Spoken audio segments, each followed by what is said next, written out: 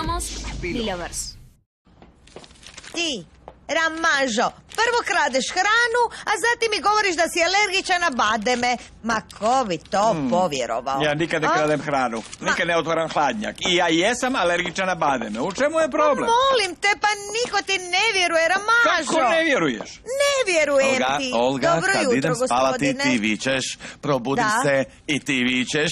Molim te, stišaj se i napravi mi crnu Kako kavu. ne? Crnu. Može. Dobro jutro. Dobro jutro. Dobro jutro, Dobro draga. jutro. Sjedni da ti napravim doručak. Dobro? I? Dobro? Je li bilo dobro noćas, ha? Da, je.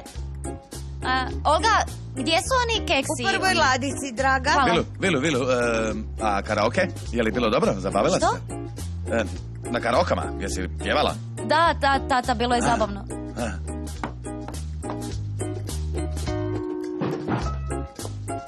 Dobro jutro. Dobro jutro. Ali pozdravili smo se, što se događa? Tako je, dobar dan, zar ne? Dobro jutro. Dobro jutro, Anđi, dobro jutro, Anđi, lijep je dan, dobar dan. Kako je to mjesto? Kako je bilo? Je li bilo lijepo? Koliko ljudi stane? Je li bilo puno ljudi? Tata. Dečki, je li ih bilo više nego cura? Ne moraš mi reći točan broj, samo otprilike koliko ih je bilo. Reci mi otprilike, ne moraš brojati ljude koji su osoblje.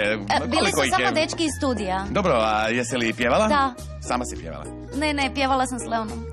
Da, bilo je, ne znam, skroz nevjerojatno. Oprosti, a zašto stalno govoriš o Leonu? Zato što stalno govoriš Leon, pa se pitam, možda želiš izlaziti s tim dečkom? Kako Jesi misliš? cura? Od Leona.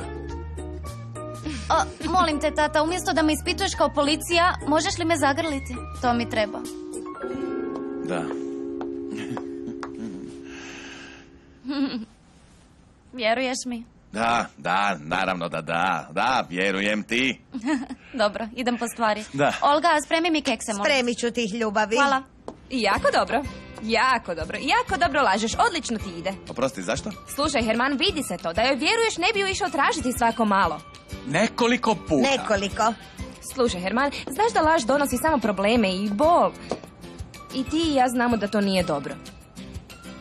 Ispričajte me. Nemojte piti kavu, škodit će vam. Radije ću vam složiti fini čaj da malo smirite želudac. Ni riječi, Ramažo, ni riječi.